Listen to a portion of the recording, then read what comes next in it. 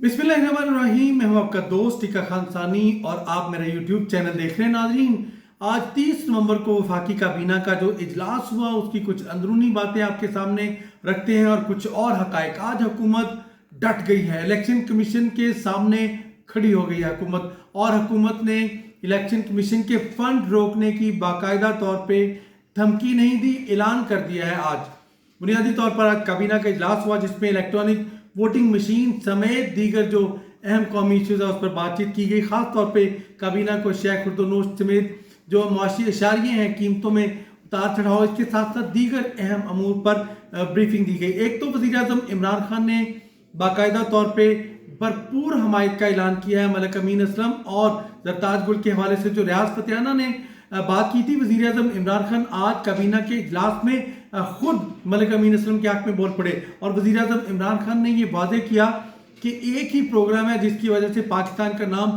पूरी दुनिया में बुलंद हुआ है।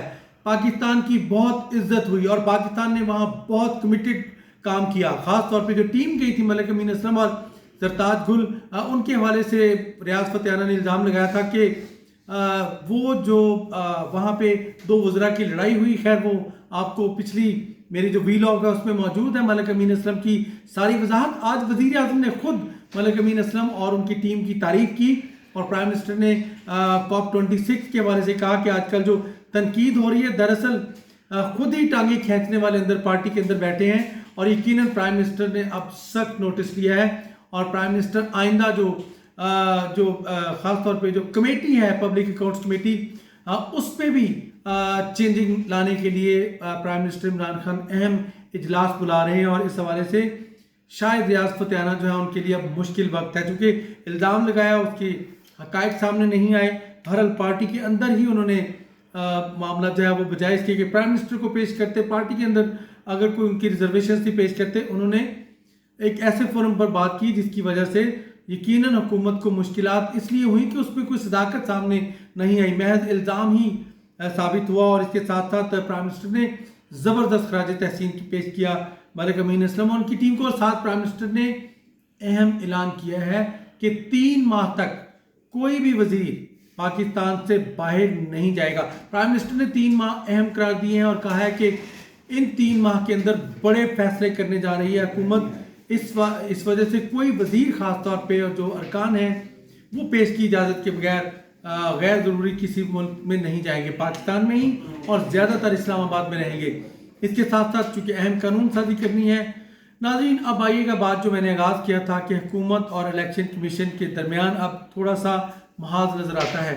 इलेक्शन के लिए जो ज़िमनी इलेक्शन है उसके लिए पूरे पाकिस्तान में इलेक्शन कमीशन ने डिमांड की थी 21 अरब रुपए की हुकूमत पाकिस्तान से, और हुकूमत पाकिस्तान ने खैबर पख्तूनख्वा के बल्दियाती यानी लोकल गवर्नमेंट के पहले फेज के लिए 4.5 से 5 अरब के करीब रकम जो है वो जारी भी कर दी, क्योंकि उसके लिए जितनी पहले फेज में रिक्वायर्ड थी रकम वो गवर्नमेंट ने जारी कर दी। लेकिन आज जो इलेक्ट्रॉनिक वोटिंग मशीन के ऊपर आज दोबारा बात हुई उसके लिए कि कब ये इलेक्शन जो है इस पर मुंतकिल होगा, तो उस हवाले से शिबली फराज ने ब्रीफिंग दी और काबीना ने मुश्तरका तौर पर यह फैसला किया है कि आइंदा इलेक्शन कमीशन को इलेक्ट्रॉनिक वोटिंग के अलावा जो भी इलेक्शन होगा उसके लिए पैसे नहीं दिए जाएंगे। दरअसल इसके अगर कानूनी पहलू देखें तो एक कानून बन चुका है, पार्लियामेंट ने इसको ज्वाइंट सेशन ने इसको पास किया और पार्लियामेंट का फैसला मुकद्दम है और पार्लियामेंट अगर फैसला कर ले उसके बाद अगर इलेक्शन कमीशन कोई भी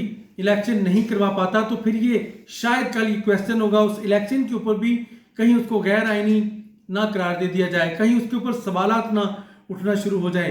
ऐसी बेयकीनी सूरत हाल से बचने के लिए कोई रास्ता नहीं। हुकूमत ने तो आज एक कमेटी बनाई है डॉक्टर फरूक नसीम की सरबराही में और ये कमेटी इस मामला को देखेगी और चूंकि ऐलान तो कर चुकी गवर्नमेंट के आइंदा ज़िमनी इलेक्शन के लिए भी इलेक्शन कमीशन को पैसे नहीं जारी किए जाएंगे। नाज़रीन, ये तो सिर्फ बल्दियाती इलेक्शन के लिए 21 अरब रुपया डिमांड किया इलेक्शन कमीशन ऑफ पाकिस्तान ने। अगर मैं बात करूं आम इंतखाबात की तो 2013 के इंतखाबात में 5 अरब से ज़ायद रकम खर्च हुई और 2018 में जब ये इलेक्शन आए तो ये रकम जो है 25 अरब तक पहुंच गई। चूँकि फ्यूल प्राइसेस बढ़ चुकी थी, पेट्रोल चूँकि गाड़ियाँ जो है पेट्रोल पे चलती हैं, ट्रांसपोर्टेशन, इसके अलावा इंतखाबी अमला, कागज़ की कीमत दुनिया में बढ़ चुकी थी। ख़ास तौर पे जो बैलेटिंग पेपर्स और बाकी जो रिक्वायर्ड होते हैं, और इस हवाले से कास्ट ज़्यादा आ रही थी। इसके अलावा इंतजामी अखराजात, इसके अलावा इंतखाबी अमला, उसकी अदायगी, तमाम अखराजात जो है 25 अरब। और आइंदा जो एक्सपेक्ट किया जा रहा है आइंदा इंतखाबात में, चूँकि फिर पेट्रोल महंगा है, तो आम इंतखाबात में कम अज़ कम 30, 40, 50 अरब तक की अमाउंट जा सकती है। और अगर इलेक्शन कमीशन को पैसे नहीं मिलते ईवीएम की वजह से, तो इंतखाबात कहाँ होंगे।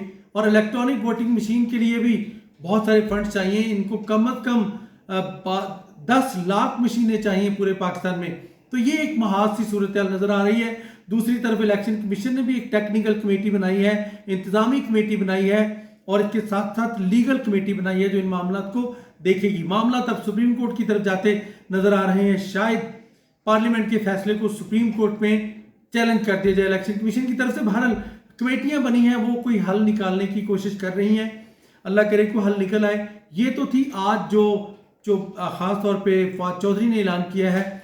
और इस हवाले से ज़िमनी इलेक्शन के लिए भी अब सवाल उठना शुरू हो गए कि पैसे नहीं मिलेंगे। आज काबीना के इजलास में लाहौर में जो ज़िमनी वन हल्का 133 में जो पैसों की तकसीम का मामला सामने आया हल्फनामे के ऊपर, उस पर भी काबीना ने तशवीश का इजहार किया। इसके साथ साथ आज काबीना के इजलास में राना शमीम के हवाले से भी कहा गया कि ये शवाहिद कैसे वहाँ पहुँच गए पहले, यानी कि वो तो हल्फनामे में अभी बात करने को तैयार नहीं है, उनको तो पता ही नहीं है हल्फनामे में है क्या। लिहाजा काबीना में ये बात भी हुई। इसके साथ साथ काबीना इजलास में कुछ सियासी बातें भी हुई जो मैंने आपको बताया कि आइंदा 3 माह अहम है। लेकिन अवाम के मुफाद की बात की थी।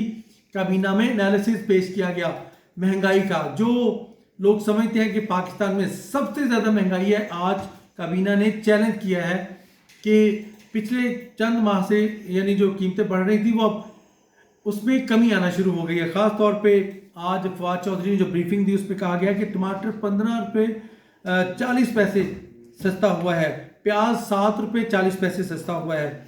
इसके साथ साथ चिकन जो है 6.6% उस पर कमी आई है। गंदम जो है उसका थैला कंपैरिजन पेश किया गया, उसमें पंजाब में सस्ता है कुछ मुख्तलिफ, रावलपिंडी, सरगोदा और लाहौर और इसके साथ साथ अटक मुल्हिका इलाकों, सियालकोट, गुजरांवाला, बड़े शहरों में 1100 रुपये का थैला है 20 किलो वाला। लेकिन अगर देखें तो वही थैला कराची में 1404 रुपये का है, और वही थैला बलूचिस्तान में 1400 का है, कहीं 1336 रुपये का मिल रहा है, कहीं 1350 का मिल रहा है। पेशावर में बहरहाल कीमत इसकी 1100 से लेके 1200 रुपये तक मुकर्रर की गई है। बहरहाल ये आज कंपैरिजन पेश किया गया है, और इस हवाले से 7 दीगर जो अशिया हैं ख़ास तौर पे उनका भी कंपैरिजन पेश किया गया। और खित्ते में पेट्रोल, गंदम, चीनी, इसका अगर मुआवजा किया गया बांग्लादेश से, इंडिया से, तो उसमें स्वाय चीनी यानी पत्ती के जो चाय की पत्ती है उसके अलावा तमाम चीज़ों में पाकिस्तान जो है वो सस्ता है। इवन कुकिंग ऑयल जिसकी कीमत कहते हैं आग लग गई है, वो भी हम खित्ते में सबसे सस्ता बेच रहे हैं।